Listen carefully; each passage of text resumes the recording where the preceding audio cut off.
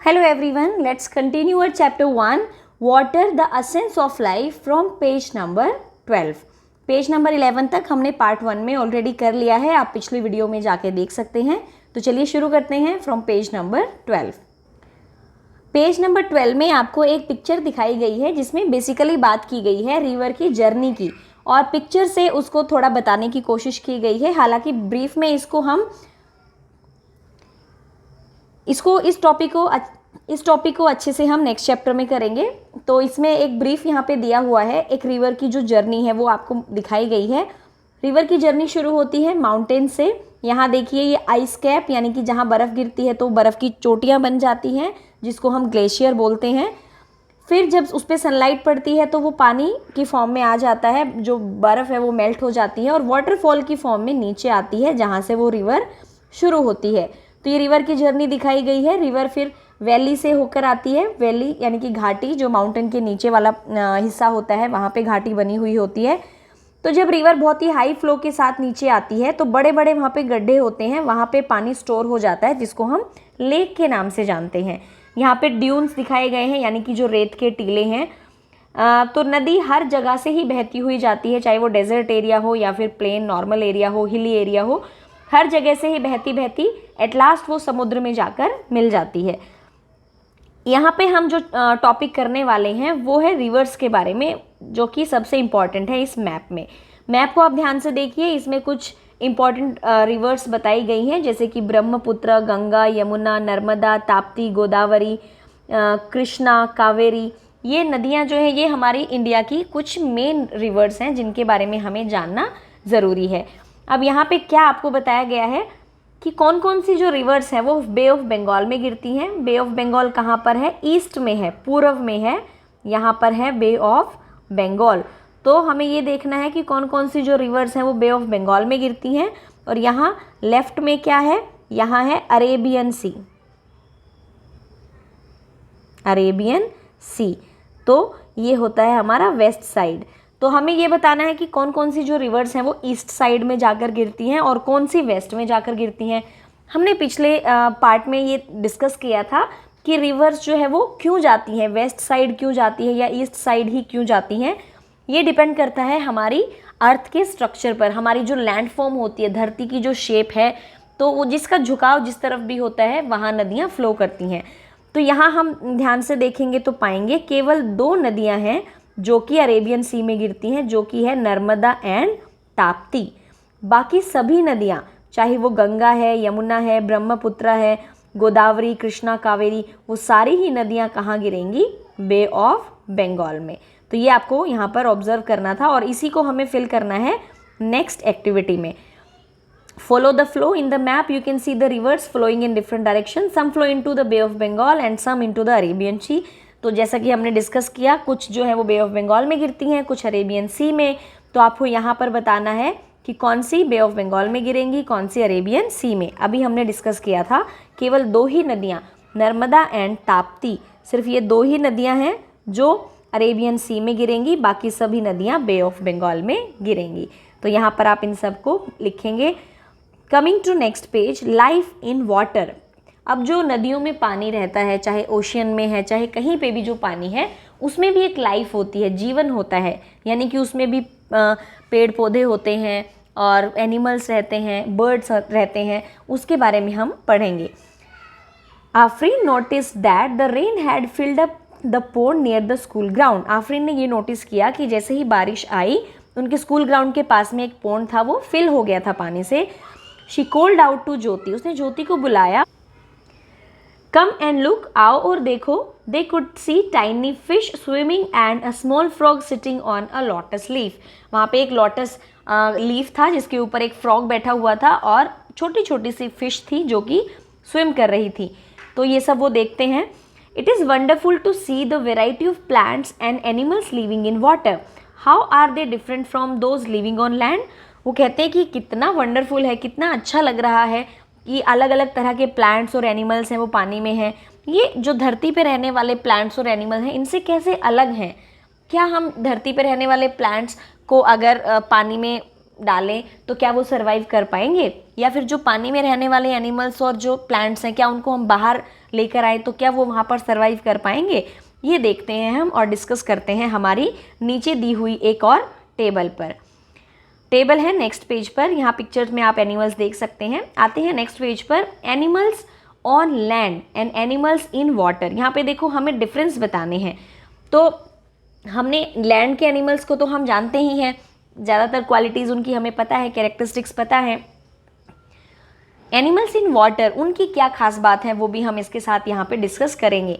पहले देखो यहाँ दिया है can not breathe in water, पानी में वो सांस नहीं ले सकते। और ये जो एनिमल्स में, जो वाटर में रहने वाले एनिमल्स हैं, they have fins to swim, उनके पास स्विम करने के लिए फिन्स होते हैं, छोटे छोटे से, उसको फिन्स बोलते हैं, जिसके हेल्प से वो मूव करते हैं। तो यहाँ पिक्चर में देख सकते हैं, इसको हम फिन्स बोलते हैं।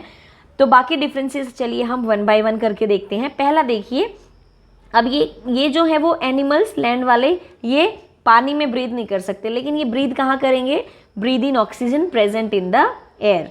और ये कहाँ ब्रीद करेंगे, breathe in oxygen present in the water, ये पानी में घुली हुई ऑक्सीजन का यूज़ करते हैं। और लैंड पे रहने वाले जो एयर में ऑक्सीजन प्रेजेंट होती है उसका यूज़ करते हैं। उसके बाद देखो, जो लैंड पे रहने वाले जो एनिमल्स होते हैं ना, उनकी स्किन क्या होती है, स्लिमी होती है, पतली होती है, स्लिपरी, सॉफ्ट होती है एकदम, ठीक है, ताकि वो उस वेदर के अकॉर्डिंग अपने आप को ढाल सके, वो वहाँ पे सर्वाइव कर सके। लेकिन जो एनिमल्स वाटर में रहते हैं, आपने नोटिस किया होगा, उनकी जो स्किन है वो हार्ड होती है, मोटी होती है, काफ़ी लेदरी होती है और स्पाइनी होती है, यानी कि एकदम कड़क होती है। आपने देखा होगा, जैसे कि मान लीजिए फिश है, क्रोकोडाइल है, टर्टल्स हैं जो पानी में रहते हैं, उनकी जो स्किन है वो कैसी होती है, ताकि वो पानी में स्विम कर सके। अगर उनकी स्किन हमारी तरह सॉफ्ट होगी तो वो पानी में स्विम ही नहीं कर पाएंगे, ठीक है। तो उनकी जो बॉडी है वो इस तरह से डिज़ाइंड है कि वो उसमें आराम से सर्वाइव कर सकें। तो लिखेंगे skin is slimy, slippery and soft, skin is leathery, hard और स्पाइनी। उसके बाद ये जो एनिमल्स होते हैं लैंड पर रहने वाले, ये कैसे मूव करते हैं, मूव बाय वॉकिंग, रनिंग और क्लाइंबिंग। और ये कैसे मूव करेंगे, दे स्विम थ्रू फिन्स, फ्लिपर्स और टेल, वो अपनी टेल फिन्स और फ्लिपर्स के थ्रू ही मूव कर सकते हैं, जिसको हम बोलते हैं कि वो स्विम कर रहे हैं। Then can't survive in water, अगर इन एनिमल्स को हम पानी में छोड़ दें तो ये सर्वाइव नहीं कर सकते। Similarly these animals can't survive on land, ये धरती पर सर्वाइव नहीं कर सकते, मर जाएंगे। देन जो लैंड पे रहने वाले एनिमल्स हैं उनको तो हमेशा सनलाइट मिलती ही है, सनलाइट का एक्सपोजर उनको मिलता ही रहता है, तो उनको कभी शॉर्टेज नहीं होती लाइट की। तो लिखेंगे hardly ever shortage of light. लेकिन जो पानी में रहने वाले एनिमल्स हैं उन तक लाइट प्रॉपर नहीं पहुंच पाती, क्योंकि जो बहुत डेप्थ में रहते हैं, बहुत गहराई में रहते हैं, वहाँ तो सनलाइट पहुंच ही नहीं पाती।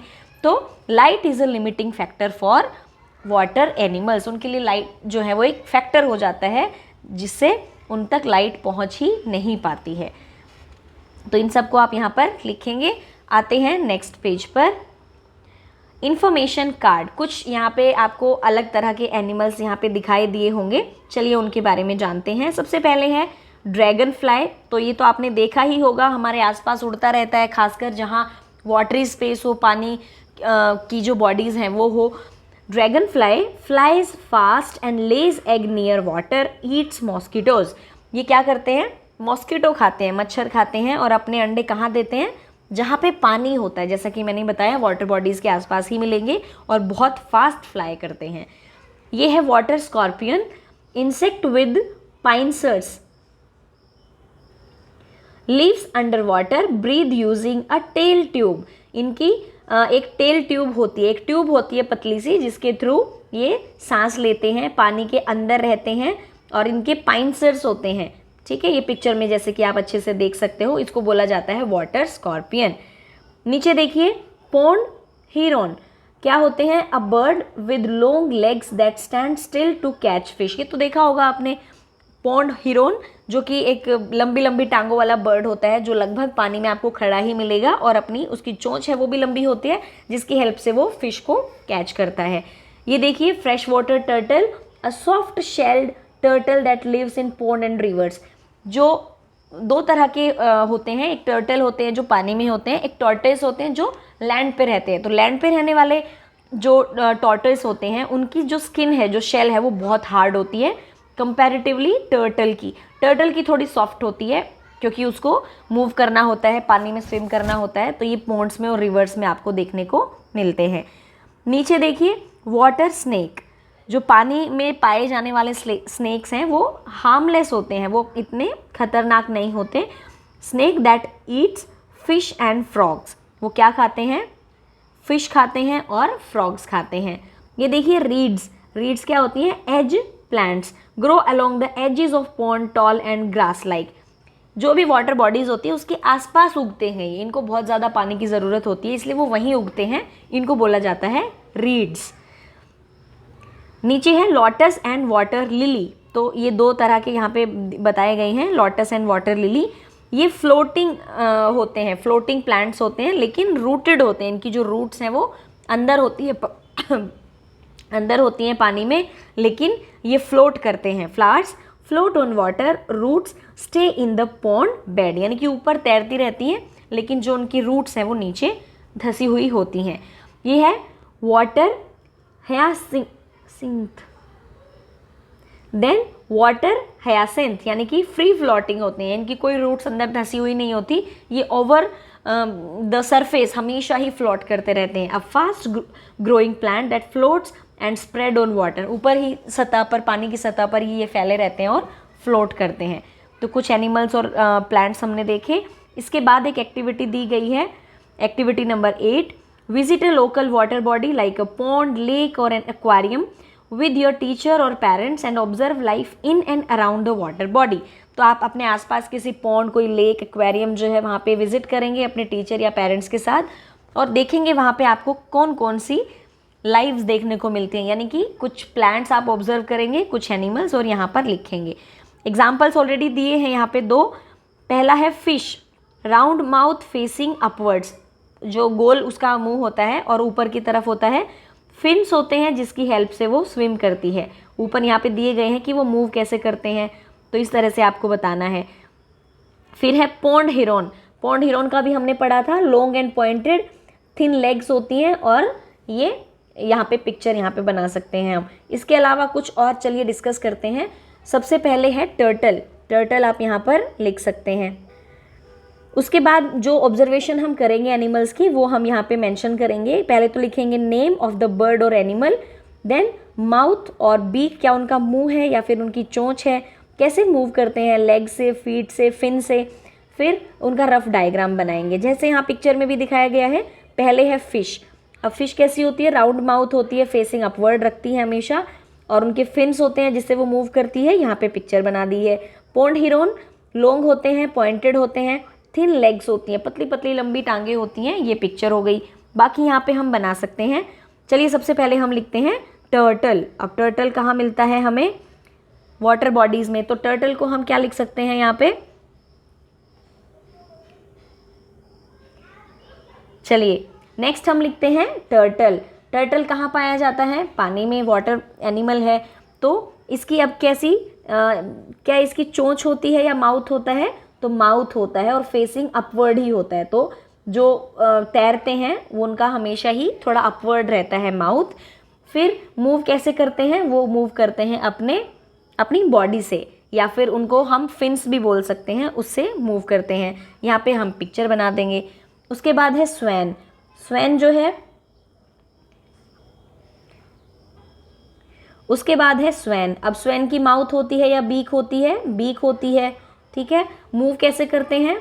मूव करते हैं अपने फैदर्स से, फैदर्स बोल सकते हैं, और यहाँ पे आप पिक्चर बना देंगे।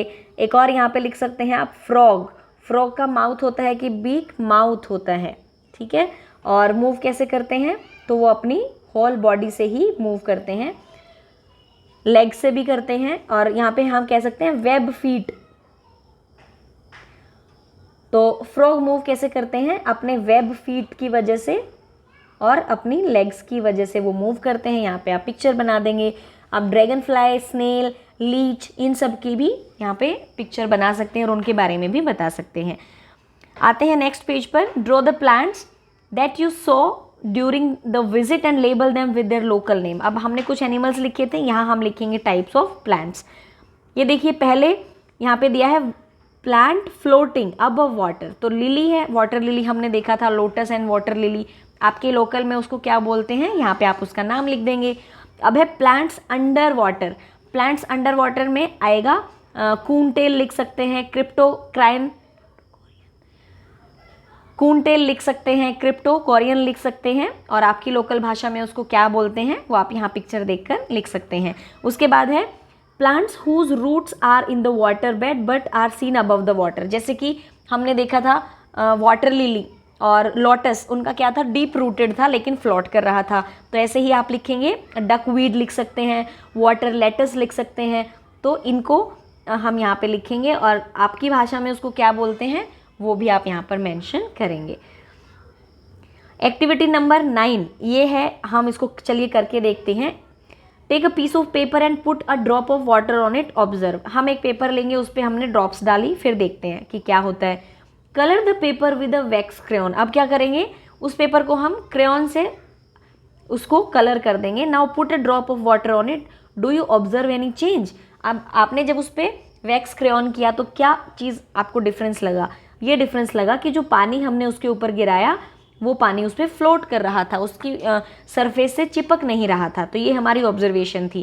क्या लिखेंगे, water will float due to oil composition in wax crayon, उनकी वजह से जो पानी था वो ऊपर सरफेस पे फ्लोट कर रहा था। यहाँ पे दिखाया भी है, the vaccine coating on leaves make them waterproof and keep too much water from getting inside the plant.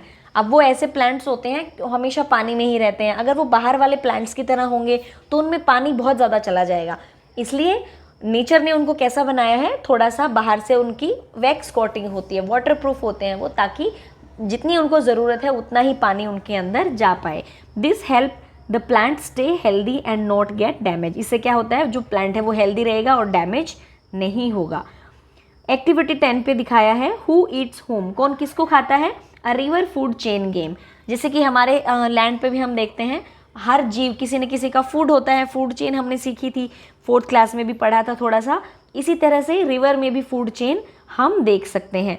तो ये आप क्लास में एक एक्टिविटी कर सकते हैं जिसमें अलग अलग एनिमल्स के नाम आप लिखेंगे, कुछ प्लांट्स के नाम लिखेंगे और ये पता लगाएंगे कि कौन किसको खाता है। Then types of plants in water, कौन कौन से प्लांट्स होते हैं जो पानी में होते हैं। Through this activity we discovered the rich variety of plants and animals that live in fresh water habitats. जो फ्रेश वाटर बॉडीज़ होती हैं उसमें बहुत तरह की, अलग अलग तरह की वेराइटीज़ होती हैं प्लांट्स और एनिमल्स की, ये हम पता करेंगे। These living beings have special features like floating leaves, fins और long roots that help them survive and grow in water. तो इनकी बहुत अलग अलग क्वालिटीज़ होती हैं, फीचर्स होते हैं। जैसे कुछ लीव्स हैं वो फ्लोट करते हैं, जो एनिमल्स हैं उनके पास फिन्स होते हैं जिससे वो सर्वाइव कर पाते हैं। This reminds us how essential fresh water is for supporting life on earth. तो ये हमें बताता है कि फ्रेश वाटर कितना ज़रूरी है धरती पर लाइफ को सपोर्ट करने में। In this chapter we learn that water exist in different forms. इस चैप्टर में हमने सीखा वाटर की फॉर्म्स के बारे में, ice, water and vapour. We saw how water keeps moving through the water cycle, कैसे हमने नोटिस किया कि वाटर जो है एक वाटर साइकिल की फॉर्म में अपनी स्टेट्स को चेंज करता है, changing its form as it travels through the air, land and sky. We also explored how aquatic plants and animals live in and around water and depend on water for their survival. हमने देखे अलग अलग तरह के animals जो पानी में रहते हैं, पानी के आसपास रहते हैं, ऐसे ही प्लांट्स भी देखे जिनके लिए पानी उनके ज़िंदा रहने के लिए बहुत ज़्यादा ज़रूरी होता है। तो जैसा कि हमारा चैप्टर का नाम ही ये था, water the essence of life. अब जो इम्पॉर्टेंट चीज़ बचती है वो है इसकी एक्सरसाइज, क्वेश्चन आंसर्स। चलिए इसको हम 1 बाय 1 देखते हैं। फर्स्ट है match the following, ocean water, snow, steam, rain water. तो ओशन वाटर में क्या होता है, ocean water is not fit for drinking. Snow क्या है, solid form of water. Steam है vapour form of water and rain water होगा fresh water. Second question है, वाई डू यू थिंक आपको ऐसा क्यों लगता है most of the water on earth can not be use for drinking और farming, कि जो बहुत सारा पानी है धरती पर उसको हम ड्रिंकिंग या फार्मिंग के लिए यूज़ नहीं कर सकते। तो हमें पता ही है जो जिस पानी की यहाँ बात हो रही है वो ओशियन में प्रेजेंट है, वो हम क्यों यूज़ नहीं कर सकते, क्योंकि उसमें बहुत ज़्यादा अमाउंट में सॉल्ट है। अगर उसको हम पिएंगे तो हमारी बॉडी बहुत ज़्यादा डिहाइड्रेटेड हो जाएगी, हमें हेल्थ इश्यूज़ हो जाएंगे, ठीक है। और इससे क्या होगा, जो अगर धरती है उसमें भी वो पानी जाएगा, अगर हम क्रॉप्स के उगाने में भी यूज़ करेंगे तो वो धरती को इनफर्टाइल कर देगा, उपजाऊ नहीं रहने देगा, जिससे उसमें क्रॉप्स ग्रो नहीं करेंगी। तो आंसर लिखेंगे most of the water on earth present in the oceans, it can not be use for drinking और farming due to huge amount of salt present in it. It will make human body more hydrated and cause serious health issues. Similarly, this water can damage soil and make it infertile. Next question. Large number of living beings live near water bodies. Why? जो water bodies होती हैं उनके आसपास बहुत ज़्यादा living beings रहते हैं। क्यों रहते हैं? क्योंकि उनको पानी चाहिए होता है, सबसे पहली चीज़ तो पीने के लिए, सर्वाइवल के लिए। फिर जो एनिमल्स रहते हैं, जो प्लांट्स होते हैं पानी के आसपास, वो हमारे इकोसिस्टम को बैलेंस करते हैं, एक दूसरे पर डिपेंड होते हैं, जिससे हमारा इकोसिस्टम, जो हमारा क्लाइमेट है वो रेगुलेट होता है, अच्छा रहता है। और उसके साथ साथ जो लोग वहाँ पे रहते हैं उनको अच्छी फर्टाइल सॉइल मिलती है जहाँ पे वो अपनी फार्मिंग करते हैं। और जो एनिमल्स वगैरह रहते हैं वो वहाँ पे रहते हैं ताकि, क्योंकि उनको वहाँ पे एक अच्छा हैबिटेट, एक अच्छी जगह मिलती है रहने के लिए। पानी वाले जो एनिमल्स हैं उनको अच्छी जगह मिलती है। तो ओवरऑल हम लिखेंगे due to the importance of water in survival and wellbeing, large number of living beings live near water bodies due to the importance of water in survival and well-being. Also, water bodies support ecosystem and climate regulation. Water bodies are important for other reasons such as fertile soil, habitat and shelter, and helps in temperature regulation. इस तरह से हम लिखेंगे। Next question देखिए, what would happen if it did not rain in your region for 2 years? अगर आपके area में बारिश ही नहीं हुई 2 साल तक तो क्या होगा? If there is no rain in our region for 2 years, the region would likely to face a severe drought. वहाँ पे बहुत ज़्यादा सूखा पड़ जाएगा। It will cause loss of life, people as well as animals would die without water. पानी के बिना जो लोग हैं और एनिमल्स हैं वो मर जाएंगे। There will not grow any crop in absence of rain. अगर बारिश नहीं होगी तो वहाँ पे कोई क्रॉप नहीं उगेगी। It will disbalance our ecosystem, जिससे हमारा इकोसिस्टम डिसबैलेंस हो जाएगा। It will imbalance our ecosystem, इससे हमारा इकोसिस्टम बैलेंस्ड नहीं रहेगा। Then What do you think happens to rain water in a forest compared to a city? जो रेन वाटर होता है उसका क्या होता है एक फॉरेस्ट में as compared to a city?